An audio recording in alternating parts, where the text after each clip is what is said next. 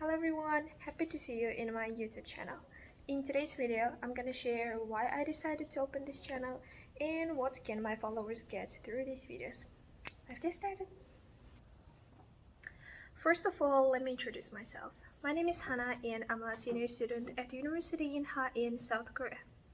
Since it's my last year, I decided to put all of my effort, all of my focus on what I'm gonna do after graduation, like my future career, because I have only 1 year left.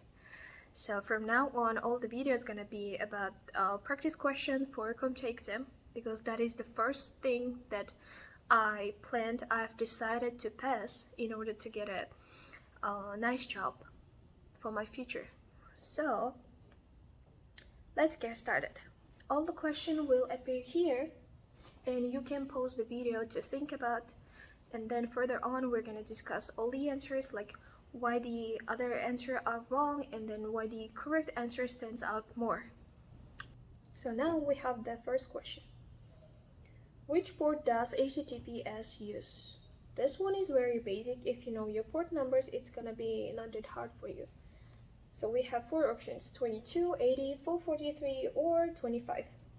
You can pause the video if you need more time to think about. Now we have the correct answer, which is 443.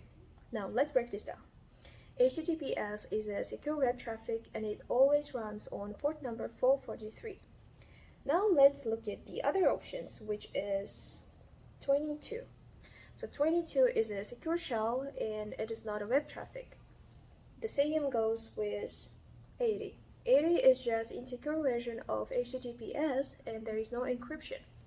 Lastly, if you look at the 25, 25 is for SMTP, which is sending emails, not the web browsing.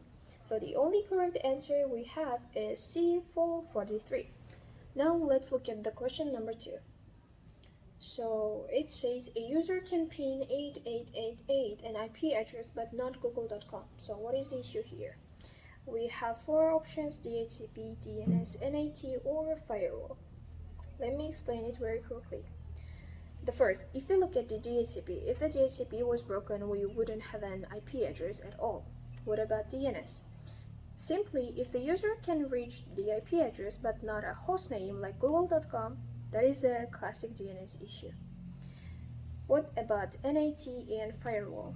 If the NAT was broken, we wouldn't reach the IP address either. And lastly, firewall, it just blocks the going or incoming traffic, but not just names. Now here is the question number 3.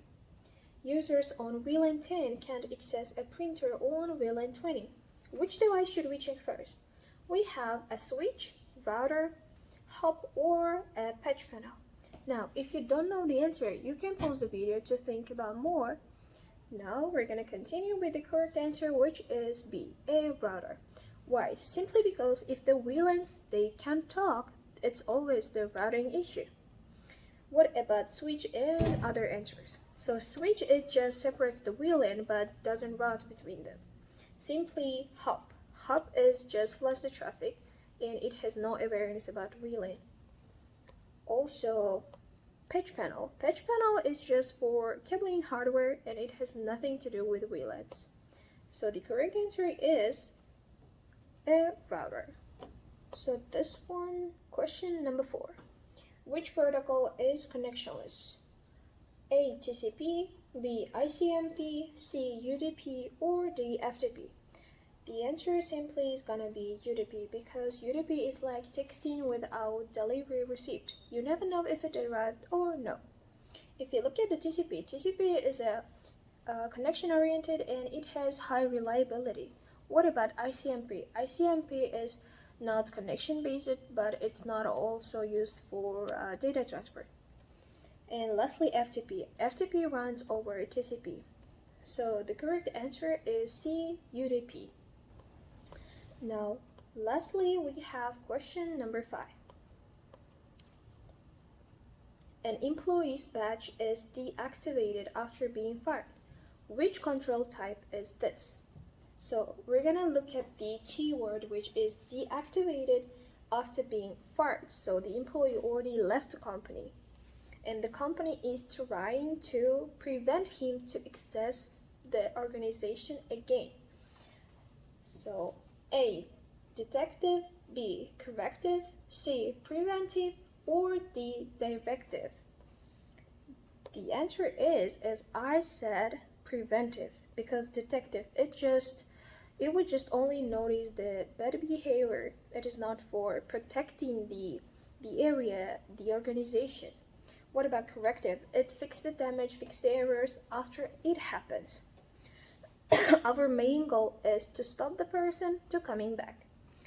And C, preventive, the correct answer, it stops the access before harm. And lastly, directive, it just gives instructions, and not the action. So this was all for today. Hope you guys enjoyed this video. Thanks for watching and stay tuned for the next parts.